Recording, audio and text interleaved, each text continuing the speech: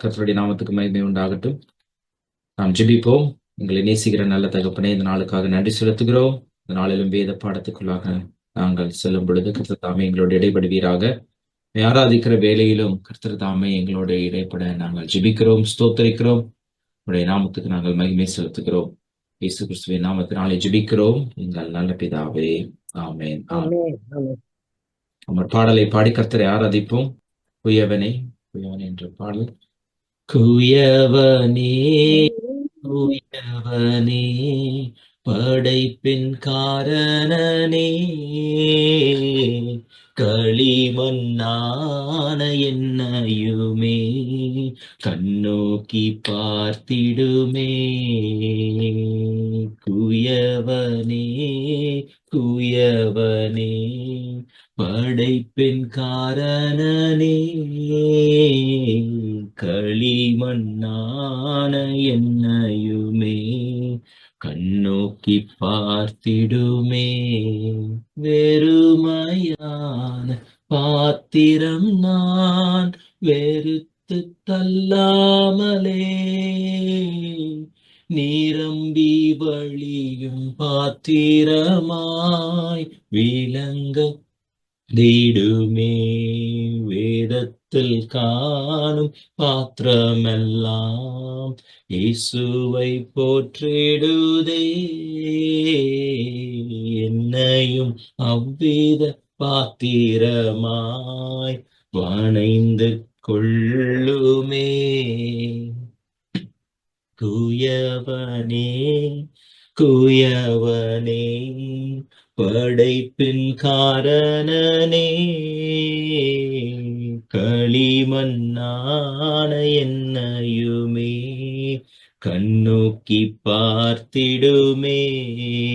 விலை போகாத பாத்திரம் நான் விரும்புவாரில்லையே, விலையில்லாவும் கிருபையால் உகந்ததாக்கிடுமே. தடைகள் யாவும் நீக்கி என்னை தம்மை போல் மாற்றிடுமே. உடைத்து என்னை உந்தனுக்கே உடைமையாக்கிடுமே. குயவனே குயவனே படைப்பின் காரணனே,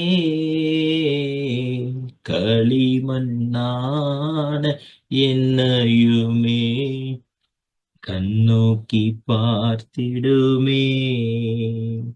மண்ணாசையில் நான் மயங்கியே மெய்வழி விட்டகன்றேன், கண் போன போக்கை பின்பற்றினேன், கண்டேனில்லை இன்பமே. காணாமல் போன பாத்திரம் என்னை தேடி வந்த தெய்வமே, வாழ்நாளெல்லாம் பாதம் சேரும் பாதையில் நடத்திடுமே. குயவனே குயவனே படைப்பின் காரணனே, களிமண்ணான என்னையுமே கண்ணோக்கி பார்த்திடுமே. களிமண்ணான என்னையுமே கண்ணோக்கி பார்த்திடுமே. ஆண்டவரை நாம் மகிமைப்படுத்துவோம். கொஞ்ச நேரம் கர்த்தருக்காக கர்த்தரிடத்துல ஆண்டவருக்கு நாம் மகிமை செலுத்துவோம். கர்த்தாவே, எங்களுடைய வாழ்க்கையிலே எவ்வளவு நன்மையான காரியங்களை செய்திருக்கிறீர், உமக்கு ஸ்தோத்திரம். உடைய வல்லமைக்காய் ஸ்தோத்திரம், உடைய கிருபைக்காய் ஸ்தோத்திரம். ஆண்டவரே, நீர் கொடுத்த ஆசீர்வாதங்களுக்காய் நன்றி. எங்களுக்காக எல்லாவற்றையும் செய்து முடித்திருக்கிறீரே, உமக்கு நன்றி. அந்த சராசரங்களை உண்டு பண்ணின தெய்வமே, உமக்கு ஸ்தோத்திரம். நினைக்கும் பொழுது ஆண்டவரே, நீர் எவ்வளவு பெரியவராய் இருக்கிறீர். கர்த்தர் பெரியவர். நீர் பெரிய பெரிய காரியங்களை செய்கிறவராய் இருக்கிறீர். நீர் நல்லவராகவே இருக்கிறீர். ஆண்டவரே, நாங்கள் ஒருவேளை நல்லவர்களாக இல்லாமல் இருந்தாலும் நாங்கள் ஒருவேளை விசுவாசமற்றவர்களாய் போனாலும் கர்த்தர் தாமே விசுவாசத்தையும் கொடுத்து பலனையும் கொடுத்து திடனையும் கொடுத்து ஆண்டவரை கிருபையினாலே எங்களை வழி நடத்தி வருகிறீர். அதற்காக உமக்கு ஸ்தோத்திரம். நாங்கள் மகிமை செலுத்துகிறோம், ஆராதிக்கிறோம், துதிக்கிறோம், ஸ்தோத்தரிக்கிறோம். ஆண்டவரே, இந்த நாளிலும் ஐயா உடைய வேத வசனங்களை தியானிக்க கர்த்தர் எங்களுக்கு பிரகாசமுள்ள மனக்கண்களை தந்துள்ள நாங்கள் ஜெபிக்கிறோம், ஸ்தோத்தரிக்கிறோம். பரிசுத்த ஆவியானவரை எங்கள் மீது நீர் இறங்கி எங்கள் இருதயத்திலே வாசம் பண்ணி எங்களுக்கு மனக்கண்களை திறந்து உடைய சத்திய வேத வசனங்களை அறிந்து கொள்ள எங்களுக்கு உதவி செய்வீராக. கிருபையினாலும் இரக்கத்தினாலும் முடிசூட்டி கர்த்தர் தாமே எங்களை வழி நடத்த நாங்கள் ஜெபிக்கிறோம். ஆண்டவரை, பேசுகிற சகோதரியை மறைத்து கர்த்தர் தாமே பேசுவீராக. நீர் இடைப்பட நாங்கள் ஜெபிக்கிறோம். ஆண்டவரே, எங்களுக்கு நீர் கற்றுத் தருவீராக தகப்பனே. ஆண்டவர்களுக்கு நீர் போதித்து வழி நடத்த நாங்கள் ஜெபிக்கிறோம். அன்பு சமூகத்தில் ஒப்புக் கொடுக்கிறோம் சுவாமி. இயேசு கிறிஸ்துவின் நாமத்தினாலே ஜெபிக்கிறோம் எங்கள் நல்ல பிதாவே. Amen, amen. Praise the lord. இந்த நாளிலும் நம் மத்தியில் இருக்கிற சகோதரி தேன்மொழி அவர்கள் கர்த்தருடைய வார்த்தையை நம்மிடத்தில் பகிர்ந்து கொள்வார்கள். Sister, price the Lord. Price the Lord. ஜெபம். ஸ்தோத்திரிக்கிறோம் எங்கள் அப்பா பிதாவே தந்தையே, நன்றியோடு துதிக்கிறோம், ஸ்தோத்திரிக்கிறோம். துதிக்க ஆராதிக்க கொடுத்த அந்த வேலைக்காக நன்றி தேவனே. இப்பொழுதும் அப்பா நீர் எங்களோடு பேச போற வார்த்தைக்காக நன்றி அப்பா. உங்களுடைய வசனத்தை கேட்டு உங்களுடைய இருதயத்தில் வைத்து அதன்படி நடக்கிற பிள்ளைகளாக இருக்க, உங்கள் சித்தத்தை நிறைவேற்றுகிற பிள்ளைகளாக இருக்க எங்களுக்கு உதவி செய்யுங்க ஆவியானவரே.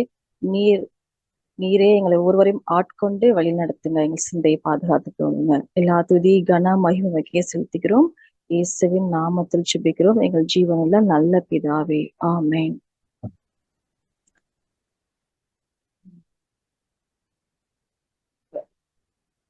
யோவான் 6:38 வரைக்கும் வாசிப்போம்.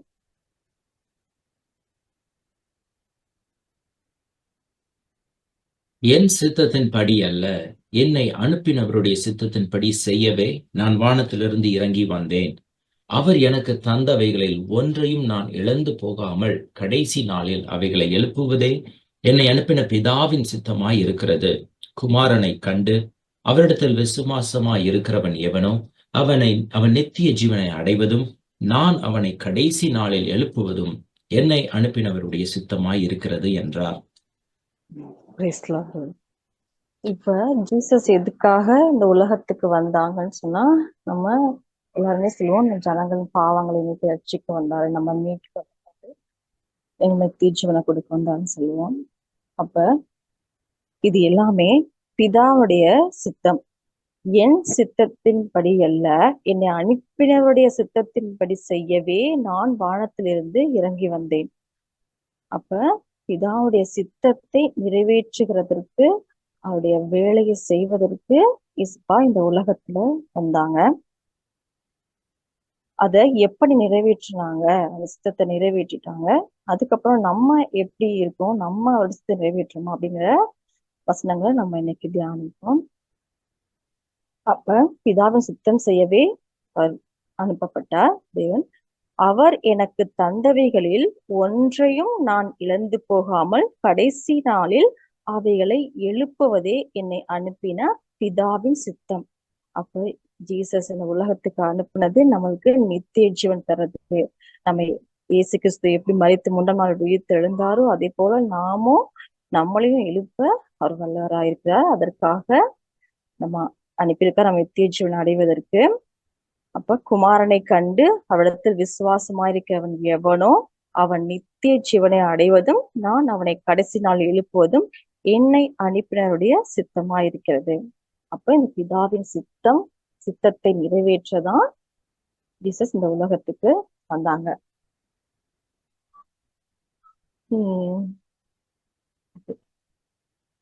யோவான் லூக்கா 4:43 படிப்போம்.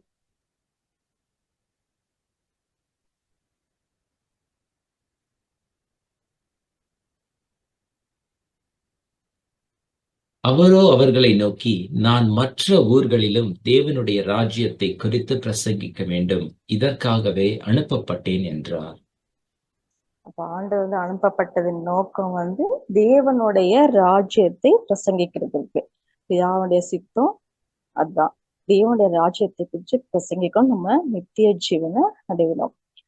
மத்தேயு 20:28 வாசிப்போம்.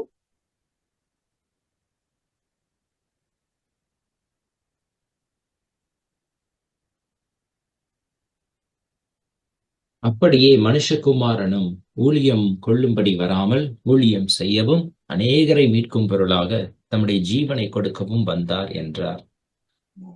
அப்ப மனுஷகுமாரன் ஊழியம் கொள்ளும்படி வரல, அவரு ஊழியம் செய்ய வந்தார். நமக்காக பிதாவின் சித்தத்தை நிறைவேற்ற ஊழியம் செய்வதற்காக நம்ம ஆத்துமாவை மீட்கும் பொருளாக அவர் இந்த உலகத்துல வந்தார். யோவான் 5:30.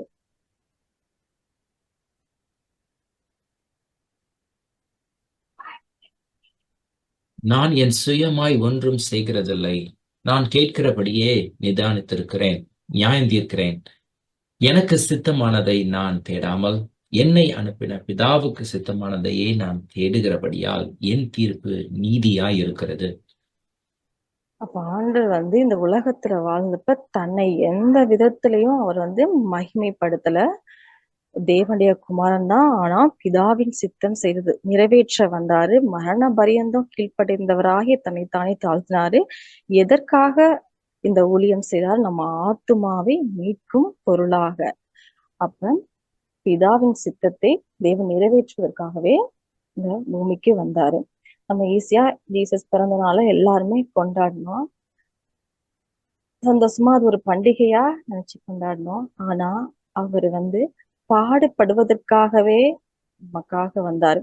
அந்த பாடுகளை நமக்கு அந்த முன்மாதிரிய வைத்தும் போயிருக்காரு. அப்ப நம்ம என்ன பார்க்கணும்? கிறிஸ்து எதுக்காக பிறந்தாரு அப்படின்ற பிதாவின் சித்தத்தை நிறைவேற்றதுல அவர் ரொம்ப கவனமா இருந்தார். ஒரு இடத்துல கூட நம்ம இடத்தை வாட்சி பார்த்தோம்னா, இந்த பூமியில வந்தப்ப தன்னை மகிமைப்படுத்தி இருக்கவே மாட்டாரு. அவர் பிதாவை தான் மகிமைப்படுத்திருப்பாரு. அவர் ஊழியம் செய்வதற்காக வந்தார், ஊழியம் கொள்ளும்படியாக அவர் வரல. அந்த ஊழியத்தையும் அவர் நிறைவேற்றினாரு. இப்ப லூக்கா 24 45 to 47 வாசி.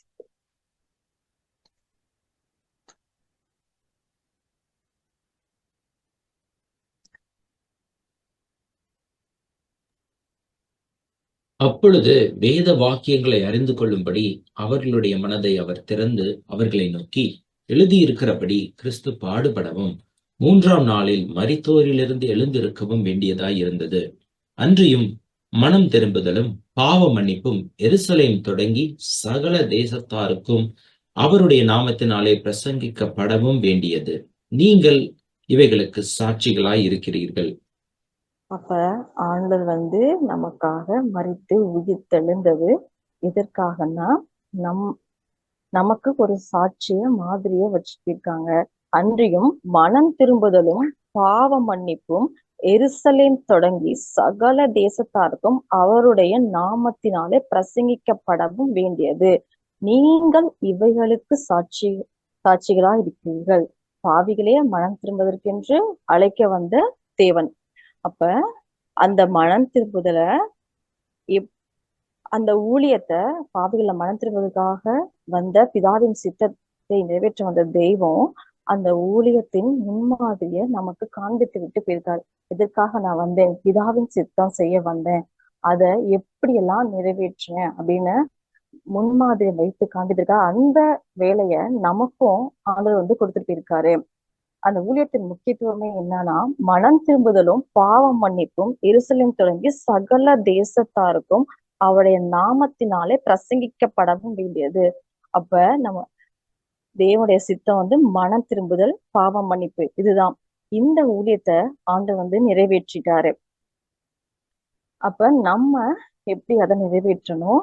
வேதத்துல ஆண்டு தெரிந்து கொண்ட நபர்கள் எப்படி நிறைவேற்றினாங்க வேத வாக்கியம் மூலமா பார்க்கலாம்.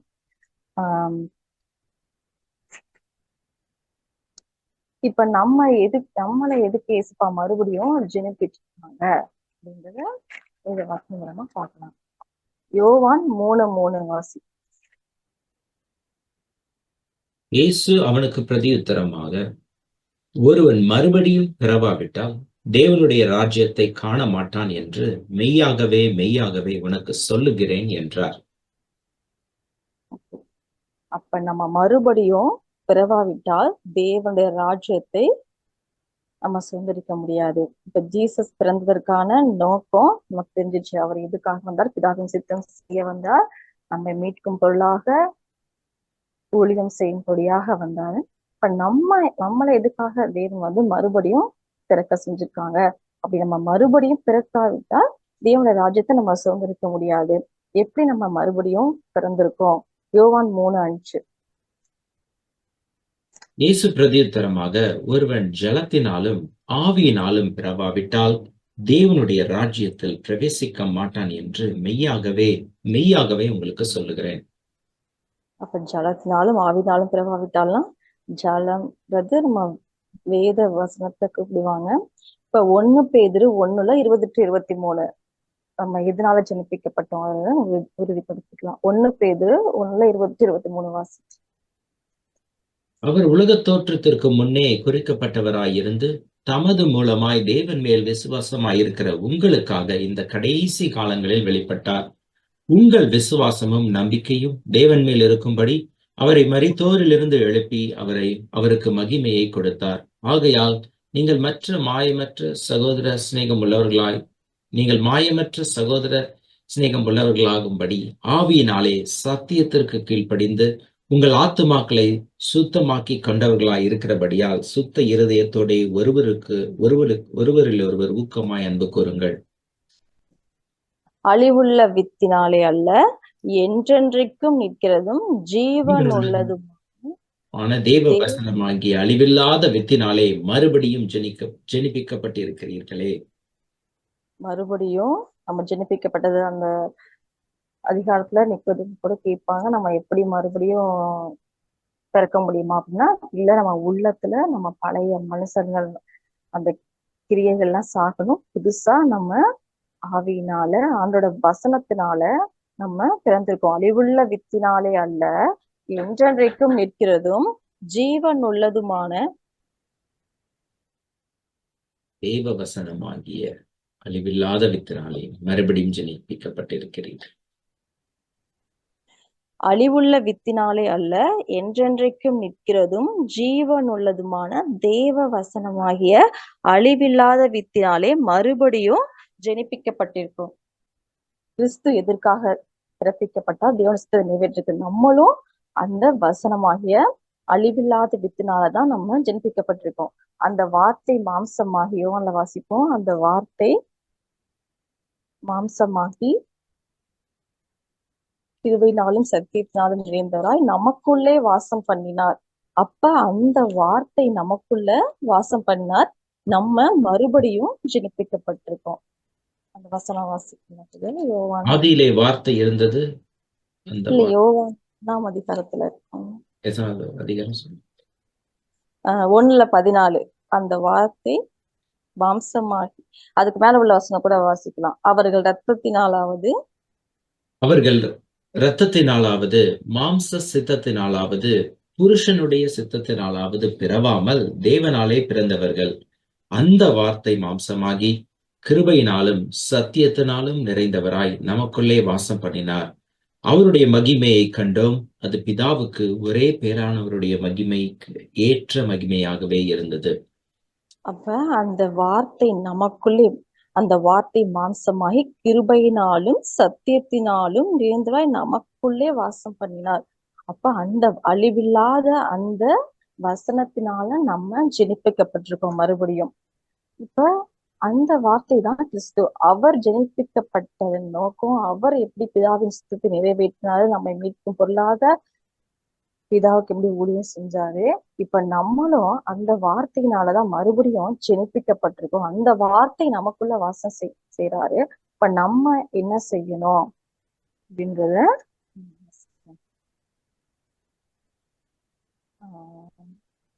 அப்ப நம்மளோட 1 பேதுரு 2:1 வாசிப்போம். நம்ம குறிச்சு ஆண்டவர் வச்சிருக்க சித்தம் என்ன? இப்படி இருக்க கர்த்தர் தயவுள்ளவர் என்பதை நீங்கள் ருசி பார்த்தது உண்டானால் சகல துர்குணத்தையும் சகல கபடத்தையும் வஞ்சகங்களையும் பொறாமைகளையும் சகலவித புறங்கூறுதலையும் ஒழித்துவிட்டு நீங்கள் வளரும்படி புதிதாய் பிறந்த குழந்தையைப் போல திருவசனமாகிய கலங்கமில்லாத ஞானப்பாலின் மேல் வாஞ்சையாயிருங்கள். மனுஷரால் தள்ளப்பட்டதாயினும் தேவனால் தெரிந்து கொள்ளப்பட்டதும் விலையேற பெற்றதுமாயிருக்கிற ஜீவனுள்ள கல்லாகிய அவரிடத்தில் சேர்ந்தவர்களாகிய நீங்களும் ஜீவனுள்ள கற்களை போல ஆவிக்கேற்ற மாளிகையாகவும் இயேசு கிறிஸ்து மூலமாய் தேவனுக்கு பிரியமான ஆவிக்கேற்ற பலிகளை செலுத்தும்படிக்கு பரிசுத்த ஆசாரிய கூட்டமாகவும் கட்டப்பட்டு வருகிறீர்கள். அப்ப நம்ம ஆவியினால ஜெனிப்பிக்கப்பட்டிருக்கோம், வசனத்தினால் ஜெனிப்பிக்கப்பட்டிருக்கோம். அப்ப நம்ம எப்படி இருக்கணும்? நீங்கள் வளரும்படி புதிதாய் பிறந்த குழந்தைகளை போல திருவசனமாகிய களங்கமில்லாத ஞானப்பாலின் மேல நம்ம வாஞ்சியா இருக்கணும். அப்ப மனுஷனால் தள்ளப்பட்டதாயினும் தேவனால் தெரிந்து கொள்ளப்பட்டதும் விலையேற பெற்றதுமாயிருக்கிற ஜீவனுள்ள கல்லாகிய அவரிடத்தில் சேர்ந்தவராகிய நீங்களும் ஜீவனுள்ள கற்களை போல ஆவிக்கேற்ற மாளிகையாகவும் இயேசு கிறிஸ்து மூலமாய் தேவனுக்கு பிரியமான ஆவிக்கேற்ற பலிகளை செலுத்தும்படிக்கு பரிசுத்த ஆசாரிய கூட்டமாகவும் கட்டப்பட்டு வருகிறது. அப்ப நம்மளும் ஆண்டவர் போல இப்ப நம்மள பரிசுத்த ஆசாரிய கூட்டமாக அந்த தேவனுடைய ராஜ்யத்தை குறித்து பிரசங்கிக்கவே வந்து ஆண்டவர் சொல்லியிருக்காரு, அனுப்பப்பட்டேன்னு. அப்ப அதே வேலையதான் ஆண்டவர் நமக்கும் கொடுத்திருக்காரு. அதற்காக தான் நம்மளையும் வந்து ஆண்டவர் வந்து அழைச்சிருக்காரு. அந்த 9வது வசனம் படிக்கலாம். 1 பேதுரு 2:9. நீங்களோ உங்களை அந்தகாரத்தினின்று தம்முடைய ஆச்சரியமான ஒளியினிடத்திற்கு வரவழைத்தவருடைய புண்ணியங்களை அறிவிக்கும்படிக்கு தெரிந்து கொள்ளப்பட்ட சந்ததியாயும் ராஜரீகமான ஆசாரிய கூட்டமாயும் பரிசுத்த ஜாதியாயும் அவருக்கு சொந்தமான ஜனமாயும் இருக்கிறீர்கள். அப்ப நம்மளும் அந்தகாரத்திலிருந்து நம்முடைய ஆச்சரியமான ஒளியிடத்திற்கு வரவழைத்தோட புண்ணியங்களை அறிவிக்கும்படிக்கு தெரிந்து கொள்ளப்பட்ட சந்ததியாயும் ராஜரீகமான ஆசாரிய கூட்டமாயும் பரிசுத்த ஜாதியாயும் அவருக்கு சொந்தமான ஜனமாயும் இருக்கிறீர்கள். அப்ப நம்ம ஆண்டு அழைத்து நோக்கம் அவருடைய புண்ணியங்களை நம்ம அறிவிக்கும்படி அவர் தேவன் எதுக்காக, இயேசு கிறிஸ்து எதற்காக பிறந்தாரு, அந்த புண்ணியங்களை அறிவிக்கும்படி அந்த ஊழியத்தை நம்மளும் செய்யும்படி. ஏன்னா அவரு ஆண்டவர் அபிஷேகம் பிதாவானவர் வந்து இயேசு கிறிஸ்து அபிஷேகம் பண்ணிருக்காரு. அதே அபிஷேகம் தான் நம்மளுக்கும் கொடுத்திருக்காரு. அப்ப ஆண்டவர் வந்து பிதாவசத்தை நிறைவேற்ற வந்தாரு. அந்த ஊழியத்தை ஆண்டவர் நிறைவேற்றினாரு. அதே வேலைதான் இப்ப நம்மளுக்கும் செய்ய சொல்லி ஆண்டவர் சொல்லியிருக்காரு. அப்ப நம்ம ஆண்டவர் நம்ம அழைத்த நோக்கம் ஆண்டவர் நித்திய ஜீவனை கொடுக்கணும். அப்ப நம்ம இந்த உலகத்துல வாழ்றோம், நம்ம ஆண்டவர் அழைச்சிட்டாரு, நான் மனம் திரும்பிட்டேன், நான் நல்லா வாழ்றேன், பர்ஃபெக்டா இருக்கேன் அப்படின்னு நம்மளோட வேலையை மட்டும் செஞ்சா பத்தாது. நம்ம அவருடைய வார்த்தைய மற்றவங்களுக்கு சொல்லணும், ஆத்தும ஆதாயம் செய்யணும். இதுதான் ஆண்டவருடைய ஒரு ஏக்கம், பிதாவுடைய ஒரு சித்தம், தேவனுடைய சித்தம். அந்த சித்தத்தை ஆண்டவர் நிறைவேற்றினாரு. நம்மளையும் அதுக்காக தான் அழைச்சிருக்காரு. இப்போ வாசிக்கலாம். நீங்கள் 1 பேதுரு 2:15 வாசி. நீங்கள் நன்மை செய்கிறதுனாலே புத்தியீன மனுஷனுடைய அறியாமையை அடக்குவது தேவனுடைய சித்தமாய் இருக்கிறது. அப்ப நம்ம நன்மை செய்கிறதுனாலே புத்தியீன மனுஷருடைய அறியாமை அடக்குவது தேவனுடைய சித்தமா இருக்கிறது. இந்த காரியங்கள்லாம் ஆண்டவர் வந்து நமக்கு மாதிரியா வச்சுட்டு போனாரு. ஏன்னா அவர் நன்மை செய்கிறவராக சுற்றி திரிந்தாரு. இப்ப அது 19 வாசிக்கின்றது. ஏனெனில் தேவன் மேல் பற்றுதலாய் இருக்கிற மனசாட்சி நிமித்தம் ஒருவன் அநியாயமாய் பாடுபட்டு உபத்திரவங்களை பொறுமையாய் சகித்தால் அதுவே பிரதியாயிருக்கும். நீங்கள் குற்றம் செய்து அடிக்கப்படும் போது பொறுமையோட சகித்தால் அதனால் என்ன கீர்த்தி உண்டு? நீங்கள் நன்மை செய்து பாடுபடும் போது பொறுமையோட சகித்தால் அதுவே தேவனுக்கு முன்பாக பிரதியாயிருக்கும். இதற்காக நீங்கள் அழைக்கப்பட்டும் இருக்கிறீர்கள். ஏனெனில் கிறிஸ்துவும் உங்களுக்காக பாடுபட்டு நீங்கள் தம்முடைய அடிச்சுவடுகளை தொடர்ந்து வரும்படி உங்களுக்கு மாதிரியை வைத்து போனார். இந்த மாதிரிய ஆண்டவர் வந்து நமக்கு தெரியும், அவர் மேல அநேக குற்றம் சாட்டினாங்க. அவர் ஒரு மாறுத்தரம் கூட சொல்லல, யாரையும் ஆண்டவர் வந்து எதிர்க்கல. அப்ப இந்த மாதிரிய அவர் அடிச்சுவடுகளை பின்பற்றி வர்றதுக்கான மாதிரிய நமக்கு பின்வைத்து போனாரு. எதற்காக? அவர் பிதாவின் சித்தத்தை நிறைவேற்றதற்காக இந்த பூமியில அவ்வளவு தாழ்மையா அடிமையின் ரூபம் எடுத்து மனுஷ சாயலான மரண பயந்தம் தம்மை கீழ்படுத்தினார். அந்த எல்லா மாதிரியும் நமக்கும் கற்றுக் கொடுத்துட்டு போயிருக்காரு. எதுக்காக? நம்மளும் அந்த சித்தத்தை நிறைவேற்றணும். ஏன்னா எல்லாமே நம்ம பரலோகத்திலோ உலகத்திலும் எல்லாம் ஒன்று சேர்க்கிறோம். அவர் கடைசி நாள்ல எழுப்பதுதான் தேவனுடைய சித்தம். அப்ப அந்த சித்தத்தை நம்ம அறிந்து உணர்ந்தவர்களா நம்ம ஒவ்வொரு நாளும் தேவனுடைய சித்தத்தை நிறைவேற்ற பிள்ளைங்களா வேத வாக்கியங்களை ஆராய்ச்சி அறியணும், அதன்படி நடக்கணும், அவருடைய சித்தத்திற்கு ஒப்பு கொடுத்து அவருக்காக வாழணும். இப்ப ஆண்டவர் எப்படி அழைச்ச உடனே தன்னுடைய சித்தத்திற்கு ஒப்பு கொடுத்தாங்க பாருங்க. எபிரேயர் 10:7 வாசிப்போம்.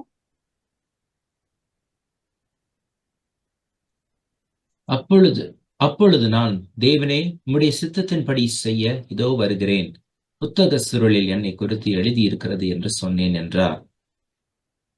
பாருங்க, ஜீசஸ் என்ன சொல்றாங்க? தேவனே, உம்முடைய சித்தத்தின்படி செய்ய இதோ வருகிறேன், புத்தக சுருளில் என்னை குறித்து எழுதியிருக்கிறது என்று சொன்னேன் என்றார். ஆண்டவர் சித்தத்திற்கு உடனே கீழ்ப்படிஞ்சு அர்த்தத்தை நிறைவேற்றி நமக்கு முடித்தாரு. ஓகே, இப்ப நம்ம நினைப்போம் ஆண்டவர் செய்வார், ஜீசஸ் செய்வாரு, பிதாவின் சித்தம் செய்வாரு, அவரால முடியும், நம்மளால முடியுமா அப்படின்னு பார்த்தா, ஆனா தேவ மனிதர்களும் நிறைவேற்றி காட்டியிருக்காங்க. இப்ப பவுலோட அழைப்ப நம்ம பார்ப்போம். அப்போஸ்தலர் 9:6.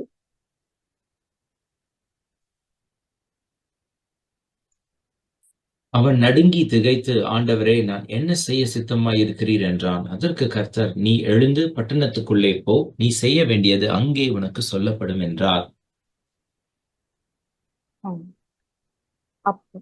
பவுல்ல சந்திச்சது நம்மளுக்கு யாருக்கும் தெரியும். அப்ப அந்த பவுல் என்ன பண்றாரு? உடனே ஆண்டவர் அறிந்து அவன் நடுங்கி திகைத்து, ஆண்டவரே, நான் என்ன சித்தமாய் இருக்கிறேன் என்றான். உடனே கீழ்ப்படுகிறாரு. 18ஆம் வசனத்துல 20ஆம் வசனத்துல வாசிப்போம். தாமதமின்றி கிறிஸ்து தேவனுடைய குமாரன் என்று ஆலயங்களில் பிரசங்கித்தான். அதுக்கு சவுல் ஆண்டவர் அழைத்த விதம் நமக்கு தெரியும். அதே போல எதற்காக அப்ப பவுல் அழைச்சாரு, என்ன சித்தம் வச்சிருந்தாரு அப்படின்னு பார்த்தோம்னா, இப்ப 15-16 வாசம். அதற்கு கர்த்தர், நீ போ, அவர் பிரஜாதிகளுக்கும் ராஜாக்களுக்கும் இஸ்ரவேல் புத்திரருக்கும் என்னுடைய நாமத்தை அறிவிக்கிறதற்காக நான் தெரிந்து கொண்ட பாத்திரமாய் இருக்கிறான். அவன் என்னுடைய நாமத்து நிமித்தம் எவ்வளவாய் பாடுபட வேண்டும் என்பதை நான் அவனுக்கு காண்பிப்பேன் என்றார். பாருங்க, அந்த அனனியாக்கு ஆண்டவர் தரிசனம் கொடுத்து சொல்றாங்க, இது மாதிரி பவுலுக்கு செய்யணும்னு சொல்லிட்டு. அப்ப அதுக்கு கர்த்தர், நீ போ, அவன் புறஜாதிகளுக்கும் ராஜாக்களுக்கும் இஸ்ரவேல் புத்திரருக்கும் என்னுடைய நாமத்தை அறிவிக்கிறதற்காக நான் தெரிந்து கொண்ட பாத்திரமா இருக்கிறான். அவன் என்னுடைய நாமத்தின் நிமித்தம் எவ்வளவாய் பாடுபட வேண்டும் என்பதை நான் அவனுக்கு காண்பிப்பேன். இயேசு கிறிஸ்துவ நமக்காக பாடுபடுவதற்காக தான் வந்தாரு. இப்ப பாருங்க, அதே நாமத்தை அறிவிக்கிறதுக்காக, ஆண்டவருக்கு ஊழியம் செய்வதற்காக தான் பவுலை அழைக்கிறாரு. நீ ஆசீர்வாதமா இருப்ப, நீ இந்த உலகத்துல உனக்கு எல்லாம் கிடைக்கும் அப்படி சொல்லி இந்த பவுலை அழைக்கல. என் நாமத்தின் நிமித்தம் எவ்வளவாய் பாடுபட வேண்டியத அவனுக்கு காண்பிப்பேன் என்று சொல்றதற்காக, அதற்காக அழைக்க. எதற்காகனா அந்த ஆத்ம ஆதாயம் செய்வதற்காக. ஆனா அந்த ஊழியத்துக்கு பவுல் உடனே தன்னை அர்ப்பணிக்கிறாரு. அதுதான் 20ஆம் வசனத்துல, தாமதமின்றி கிறிஸ்து தேவனுடைய குமாரன் என்று ஆலயங்களிலே பிரசங்கித்தான். சரி, அவர் என்ன பிரசங்கிக்கிறாரு அப்படின்றத பார்த்தோம்னா, அப்போஸ்தலர் 20:16-19 வாசிப்போம். பவுல் கூடுமானால் பெந்தெகோஸ்தே பண்டிகை நாளிலே எருசலேமில் இருக்க வேண்டும் என்று தீவிரப்பட்டது நிமித்தம் தான் ஆசியா ஒரு நிமிஷம், அப்போஸ்தலர் 26 18-19 வாசிப்போம்.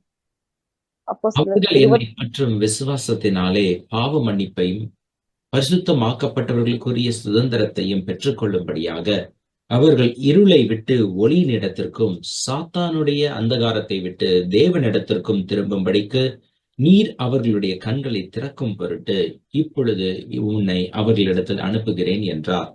ஆகையால் அகிரிப்பா ராஜாவே, நான் அந்த பரம தரிசனத்திற்கு கீழ்ப்படியாதவனாய் இருக்கவில்லை. பவுல் பாருங்க என்ன சொல்றாங்க. அவர்கள் என்னை பற்றும் விசுவாசத்தினாலே பாவ மன்னிப்பையும் பரிசுத்தமாக்கப்பட்டவர்களுக்குரிய சுதந்திரத்தையும் பெற்றுக்கொள்ளும்படியாக. அப்ப ஆண்டோட நோக்கமே பாவ மன்னிப்பு தான். மனம் திரும்புதலும் பாவ மன்னிப்பு தான் முக்கியமே. அப்ப அதே காரியத்துக்காக தான் ஆண்டவரும் வந்தாரு. அதே ஊழியத்தை அந்த பவுலுக்கும் ஆண்டவர் கொடுக்குறாங்க. ஒவ்வொருவருக்கும் கொடுக்கப்பட்ட ஊழியமும் அதுதான். பாவ மன்னிப்பையும் பரிசுத்தமாக்கப்பட்டவர்களுக்குரிய சுதந்திரத்தையும் பெற்றுக்கொள்ளும்படியாக அவர்கள் இருளை விட்டு ஒளியிடத்திற்கும் சாத்தானுடைய அதிகாரத்தை விட்டு தேவனிடத்திற்கும் திரும்பும்படிக்கு. அப்ப என்ன, நம்ம ஒரு ஆத்ம ஆதாயம் செய்யணும், ஒரு ஊழியம் செய்யணும்னா நோக்கம் என்னன்னா இதுதான். அவர்கள் இருளை விட்டு ஒளியிடத்திற்கும் சாத்தானுடைய அதிகாரத்தை விட்டு தேவனிடத்திற்கும் திரும்பும்படிக்கு நீ அவர்களுடைய கண்களை திறக்கும் பொருட்டு இப்பொழுது உன்னை அவர்களுக்கு அனுப்புகிறேன் என்றார். அந்த பரம தரிசனத்திற்கு நான் கீழ்ப்படியாதான் இருக்கவில்லைன்னு அவள் சொல்றாங்க. அப்ப நம்மளாலையும் அந்த சித்தத்தை நிறைவேற்ற முடியும் தேவனுடைய உதவியால. ஏன்னா அவருக்கு கொடுத்த அதே அபிஷேகம் தான், அதே மகிமை தான் நமக்கும் கொடுத்திருக்காரு. அத தேவன் இயேசு கிறிஸ்து நமக்கு முன் மாதிரியா இருந்து அவர் நிறைவேற்றிருக்காரு. நம்மளாலையும் முடியும். ஆண்டு சொல்லியிருக்காரு, உங்களால் கூடாத காரியம் ஒன்றுமில்லைன்னு நமக்கும் ஆண்டு சொல்லியிருக்காரு. லூக்கா 2:30 வாசிக்கணும். லூக்கா 2:30.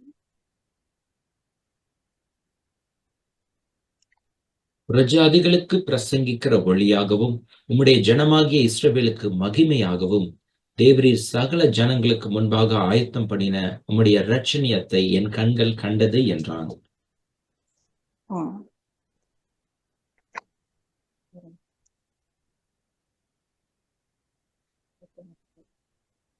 புறஜாதிகளுக்கு அந்த சிமியன் சொல்றாங்க, அந்த புறஜாதிகளுக்கு பிரகாசிக்கிற ஒளியாகவும் உம்முடைய ஜனமாகிய இஸ்ரவேலுக்கு மகிமையாகும். இதே அழைப்பு தான், இதே ஊழியம் செய்யறதுக்கு தான் பவுலையும் ஆண்டவர் அழைச்சிருக்காங்க. புறஜாதிகளுக்கு பிரகாசிக்கிற ஒளியாகவும் உம்முடைய ஜனமாகிய இஸ்ரவேலுக்கு மகிமையாகவும் தேவரே சகல ஜனங்களுக்கு முன்பாக ஆயத்தம் பண்ணின உம்முடைய இரட்சணியத்தை என் கண்கள் கண்டது என்றான். இந்த ஆண்டோடைய சித்தம் இதா, இந்த உலகத்துல ஜீசஸ் சித்தம் நிறைவேற்றுவதற்காக தான் அனுப்புறாங்க. அந்த சித்தத்தை நம்மளும் ஃபாலோ பண்ணணும், அதுதான் தேவனுடைய சித்தம். இப்ப பவுல் பார்த்துட்டோம். பவுலும் வேதத்திலே வாசிக்கும், நான் ஓட்டத்தை முடித்தேன்னு சொல்றாரு. அவ்வளவு நிச்சயமா சொல்றாரு, நிறைவேற்றி முடித்தாரு. அதே போல பாத்தீங்கன்னா யோவான் ஸ்நானகனும் ஆண்டோட சித்தத்தை அவர் நிறைவேற்றி முடிக்கிறாரு. அவரோட அழைப்பையும் பார்ப்போம். லூக்கா 1:76 வாசி.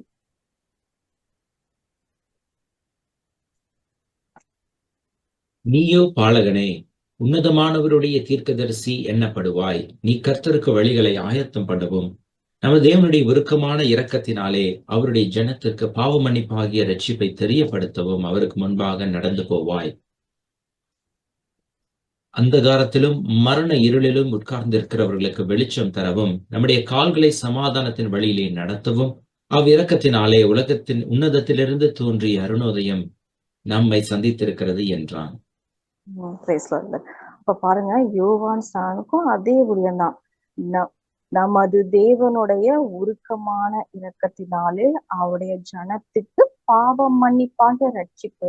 அந்த உலகத்துக்கு வந்ததும் பாவத்திலிருந்து மீட்க நம்ம ரட்சிக்கதான் அந்த ஊழியத்தை நிறைவேற்றினாரு. அதே அழைப்பு தான், அதே யோவான் ஸ்நானகன் கர்த்தருக்கு வழியை ஆயத்தம் படுத்தினாரு. எதுக்காக நாசனம் கொடுத்தாரு? மனம் திரும்புதலுக்கு என்று ஜலத்தினாலே பாவமன்னிப்பு நாசனம் கொடுத்தாரு.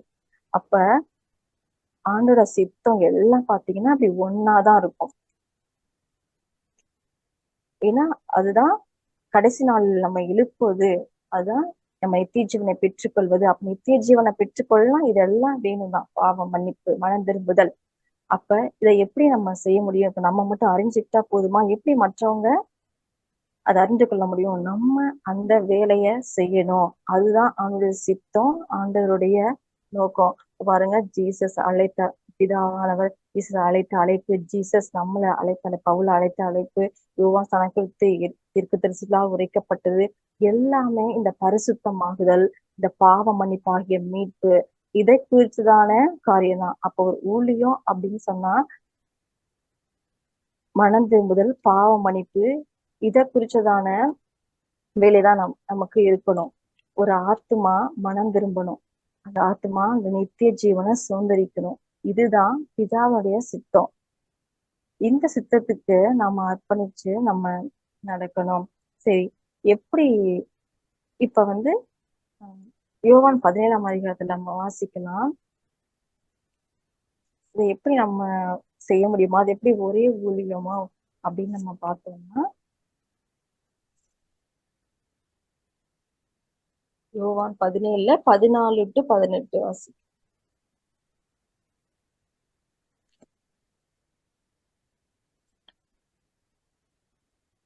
உம்முடைய சத்தியத்தினாலே அவர்களை பரிசுத்தமாக்கும். உம்முடைய வசனமே சத்தியம். நீர் என்னை உலகத்தில் அனுப்பினது போல நானும் அவர்களை உலகத்தில் அனுப்புகிறேன். அவர்களும் சத்தியத்தினாலே பரிசுத்தமாக்கப்பட்டவர்களாகும்படி அவர்களுக்காக நான் என்னைத்தானே பரிசுத்தமாக்குகிறேன். நான் இவர்களுக்காக வேண்டிக் கொள்ளுகிறதும் அல்லாமல் இவர்களுடைய வார்த்தையினாலே என்னை விசுவாசிக்கிறவர்களுக்காகவும் வேண்டிக் கொள்ளுகிறேன்.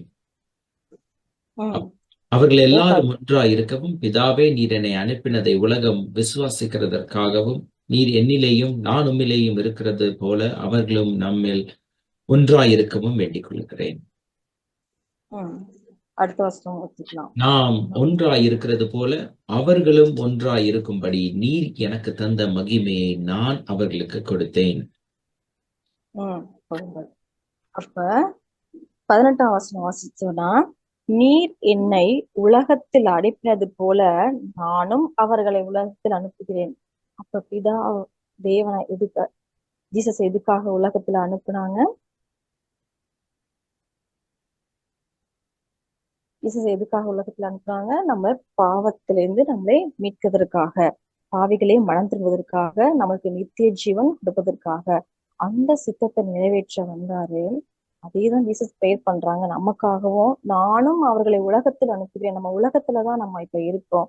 ஏன் அவர் உலகத்துல அனுப்புகிறேன்னு சொல்றாருன்னா, நம்ம இப்ப பரலோகத்தின் பிள்ளை. உலகத்துல வாழ்ந்தாலும் நம்ம பரலோகத்தின் குடிமக்கள். அப்ப நம்ம உலகத்துல இப்ப வாழ்றோம். எதுக்காக இப்ப இந்த உலகத்துல நம்ம வாழ்றோம்? அப்ப தேவனுடைய சித்தத்தை செய்யறதுக்காக இப்ப நம்ம அனுப்பப்பட்டிருக்கோம். நம்ம ஆவியினால ஜனத்தினால ஜனிப்பிக்கப்பட்டிருக்கோம். இப்ப நம்ம உலகத்துல வாழ்றோம். ஆனா உலகத்துல நம்ம அனுப்பதான் பட்டிருக்கோம். நம்ம ஆண்டு பிள்ளைங்களா மாறினோட பரலோகத்தின் குடிமக்களா மாறிட்டோம். இப்ப நம்ம உலகத்துல அனுப்பப்பட்ட பிள்ளைகளாதான் இருக்கோம். இந்த உலகம் நமக்கு சொந்தம் கிடையாது.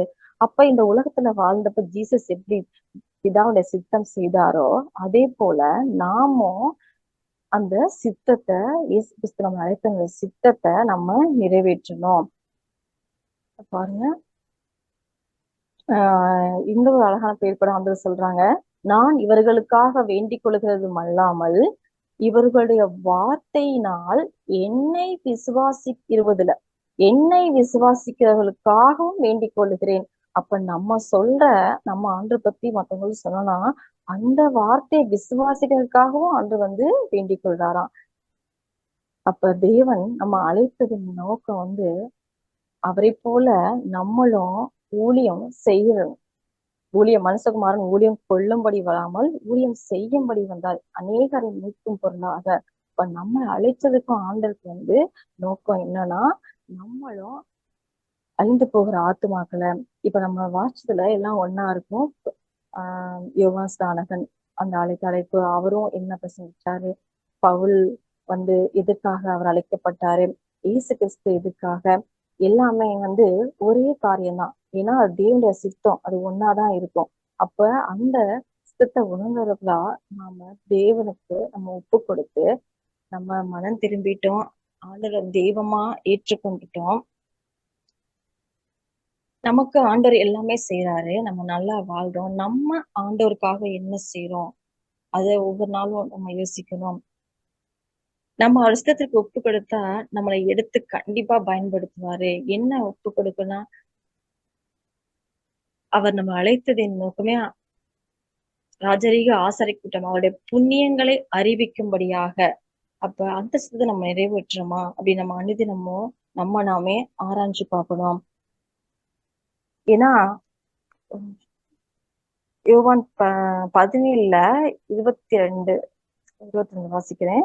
நாம் ஒன்றாய் இருக்கிறது போல அவர்களும் ஒன்றாய் இருக்கும்படி நீ எனக்கு தந்த மகிமையை நான் அவர்களுக்கு கொடுத்தேன். அப்ப அதே மகிழ்ச்சிதான் இயேசு கிறிஸ்துக்கு என்ன மகிமையை கொடுத்தாங்களோ அதே மகிமையை தான் நமக்கும் கொடுத்திருக்காங்க. அப்ப அதே சிந்தனை தான் நமக்கு இருக்கணும். அதான் கிறிஸ்து இயேசுவிலிருந்த சிந்தையே உங்களிலும் இருக்க கடவுது. அவனவன் தனக்கானவைகள் அல்ல பிறனுக்கானவைகளை நோக்குவானாக அப்படின்னு சொல்லியிருக்காங்க. அப்ப நம்மளோட நோக்கமும் அவர் எப்படி சித்தத்தை நிறைவேற்றுவதற்காக இந்த உலகத்துல அனுப்பப்பட்டப்ப ஆண்டு மரண பரியந்த கீழ்ப்படிந்தவராகி தம்மைத்தானே தாழ்த்தினாரோ நம்மளும் அது போல தாழ்த்தணும். அந்த சித்தத்தை நம்ம நிறைவேற்றணும். வசனத்தின்படி நம்ம வாழணும். எபிரேயர் 2:18-13 வாசிப்போம். எபிரேயர்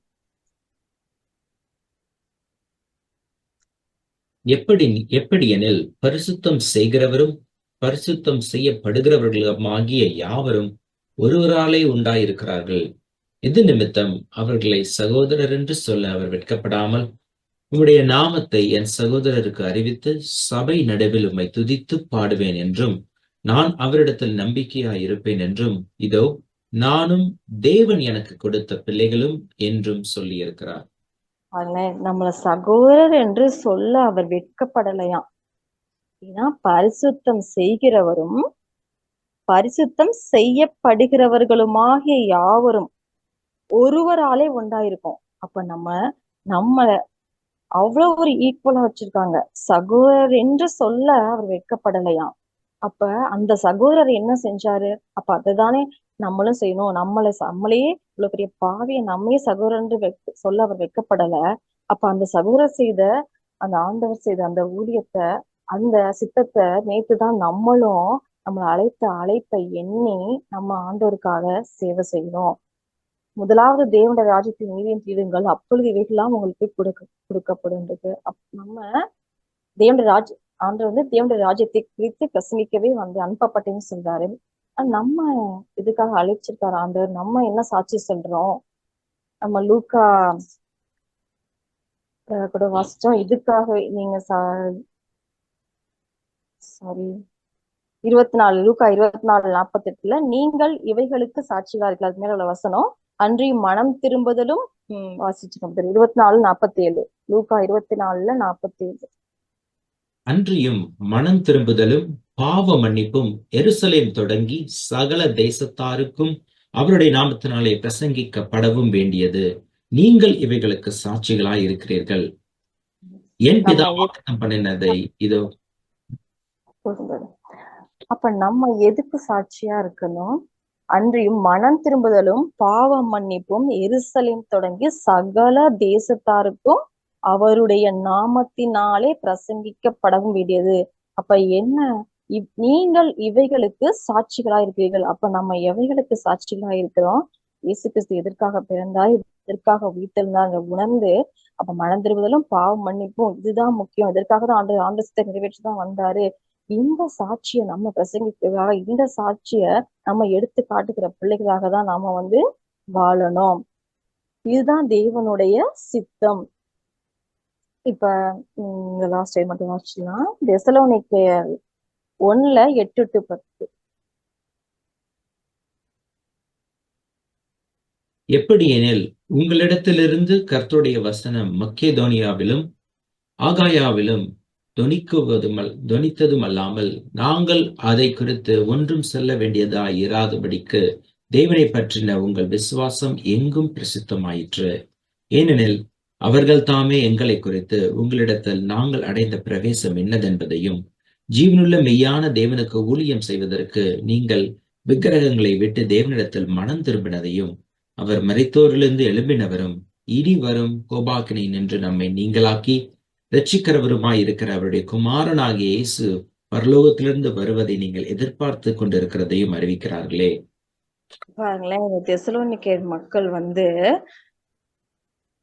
மக்கெதோனியா அகாயா உள்ளவங்களுக்கு எவ்வளவு ஒரு சாட்சியா வாழ்ந்திருக்காங்க அப்படின்னு சொன்னா, எப்படியெனில் உங்களிடத்திலிருந்து கர்த்தருடைய வசனம் மக்கெதோனியாவிலும் அகாயாவிலும் தொனித்ததும் அல்லாமல் நாங்கள் அதை குறித்து ஒன்றும் சொல்ல வேண்டியதா இராதபடிக்கு. அப்ப அந்த பவுல் செஞ்ச ஊழியம் இவங்களை குறிச்சு இவங்க புதுசா அவங்களுக்கு சொல்லவே தேவையில்லையா, இவங்களோட அந்த கிரியைகளை பார்த்தே அவங்க சொல்றாங்களாம், தேவனை பற்றின உங்கள் விசுவாசம் எங்களுக்கு, நீங்க எந்த விசுவாசம் தேவன் மேல வச்சிருக்கீங்கன்னு தெசலோனிய மக்கள் ஆண்டவர் மேல வைத்த விசுவாசத்தை இந்த அகாயாவிலும் மக்கெதோனியா மக்களும் சொல்றாங்களாம். அது என்னன்னா, ஏனெனில் அவர் தாமே எங்களை குறித்து உங்களிடத்தில் நாங்கள் அடைந்த பிரவேசம் இன்னது என்பதையும், இது இந்த வார்த்தை முக்கியம், ஜீவனுள்ள மெய்யான தேவனுக்கு ஊழியம் செய்வதற்கு நீங்கள் விக்கிரகங்களை விட்டு தேவனிடத்திற்கு மனம் திரும்பினதையும். அப்ப எதற்காக இவங்க மனம் திரும்பினாங்க விஷயத்த இவர்களோட கிரியை பார்த்து அடுத்த நாட்டு மக்கள் சொல்றாங்களாம். அப்ப அது எவ்வளவு பெரிய சாட்சி பாருங்களேன். அப்ப ஜீவனுள்ள மெய்யான தேவனுக்கு ஊழியம் செய்வதற்கு அவங்க மனம் திரும்பிட்டாங்க, விக்கிரகங்களை விட்டு மனம் திரும்பிட்டாங்க. மனம் திரும்பது மட்டும் இல்ல, அந்த ஜீவனுள்ள மெய்யான தேவனுக்கு ஊழியம் செய்வதற்காக அப்படின்ற இவங்களோட கிரியைய மற்றவங்க சாட்சி சொல்றாங்க. அவர் இந்த சத்தியத்தையும் சொல்றாங்க, அவர் மரித்தோர்ந்து எழுப்பினவரும் இனிவரும் கோபாக்கினை நின்று நம்மை நீங்களாக்கி ரட்சிக்கிறவருமாய் இருக்கிற அவருடைய குமாரனாகிய இயேசு பரலோகத்திலிருந்து வருவதை நீங்கள் எதிர்பார்த்து கொண்டிருக்கிறதையும் அறிவிக்கிறார்களே.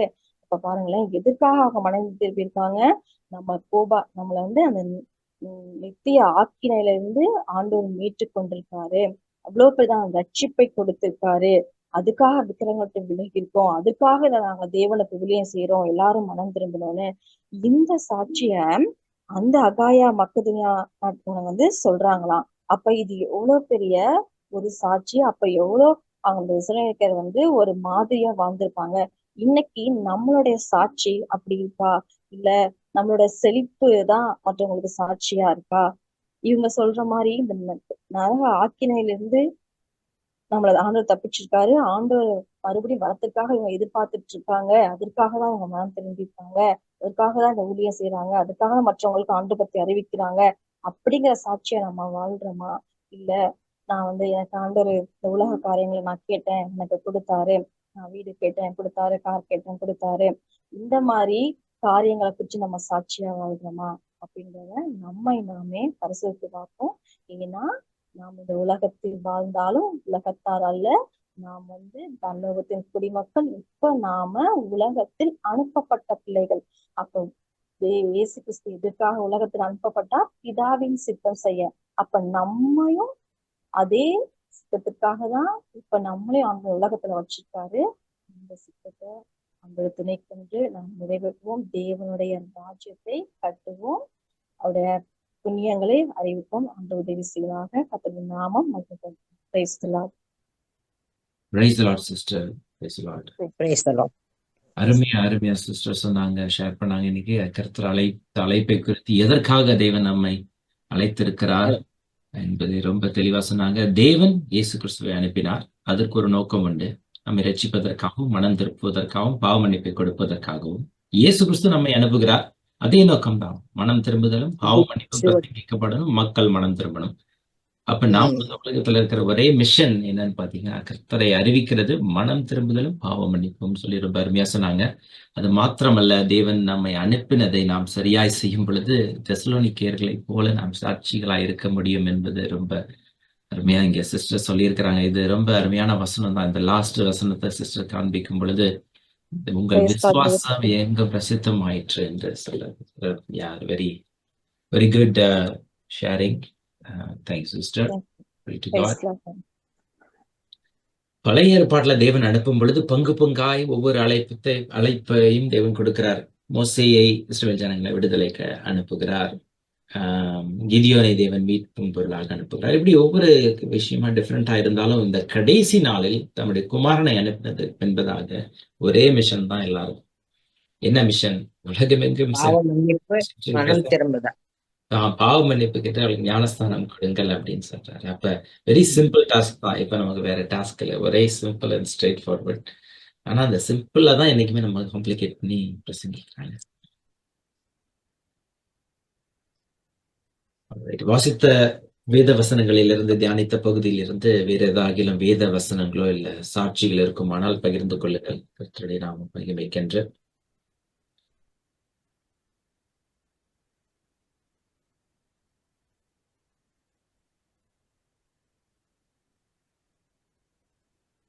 All right, praise the Lord. Sister, close பண்ணிட்டீங்களா?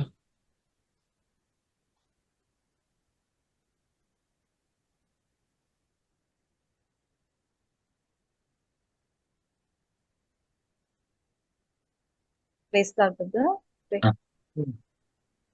Rosary and pray பண்ணி க்ளோஸ்.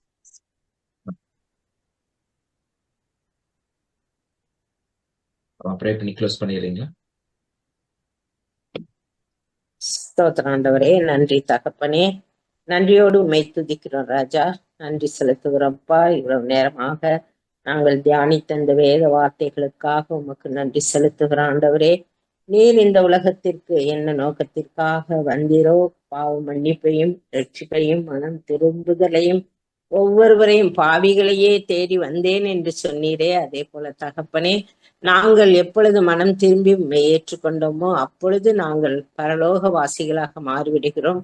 நீர் இந்த உலகத்திற்கு வந்தது போல நீர் எங்களையும் பாவிகள் மனம் திரும்பவும் அவர்கள் ரட்சிப்பு பெறவும் நீர் எங்களை அனுப்பியிருக்கிறீர். அந்த சித்தத்தை நாங்களும் நிறைவேற்ற தகப்பனே, நீர் எங்களுக்கு நல்ல ஞானத்தை கொடுத்து எங்களை வழிநடத்தும்படியாக நாங்கள் செபிக்கிறோம். நீர் எங்களுக்கு அதற்கான அடிச்சுவடுகளை எங்களுக்கு வைத்து சென்றிருக்கிறீர் என்று வேத வசனங்களின் வழியாக நாங்கள் இப்பொழுது தியானித்தோம். ஆமாண்டவரே, அந்த சித்தத்தை நாங்கள் நிறைவேற்ற தகப்பனே எங்களுக்கு நல்ல தைரியத்தையும் ஞானத்தையும் தெய்வீக ஞானத்தையும் கொடுத்து எங்களை ஆசீர்வதிக்கும்படியாக நாங்கள் ஜெபிக்கிறோம். உம்முடைய வருகை மிகவும் சமீபமா இருக்கிற இந்த நாட்களிலே தகப்பனே, நாங்கள் அநேகரை ஆண்டவரே ரட்சிப்புக்கு வழி நடத்த தகப்பனே எங்களை நீர் கருவியாக பயன்படுத்தும்படியாக நாங்கள் ஜெபிக்கிறோம். எங்கள் ஆண்டவரும் மீட்பருமான இயேசு கிறிஸ்துவின் வல்லமை உள்ள நாமத்தில் ஜெபிக்கிறோம். பரிசுத்தம் உள்ள தகப்பனே, ஆமென். முழுவதுமே அவருடைய நாமத்தை ஸ்தோத்திரி.